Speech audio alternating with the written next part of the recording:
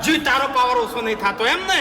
ભત્રીજા, પાવર તો ખોંદવાની છે, એમ થોડી જાય. હરીબાનો છોકરો હું.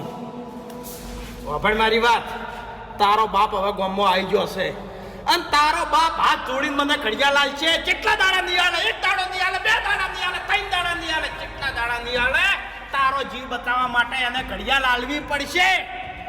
અરે ભત્રીજા, તું ગમે એટલી કોશિશ કર ને, પણ ઘડિયાળ તો તને આજે નહીં કે કાલે નહીં મળે. તારે લખવું હોય તો લખી દેજે.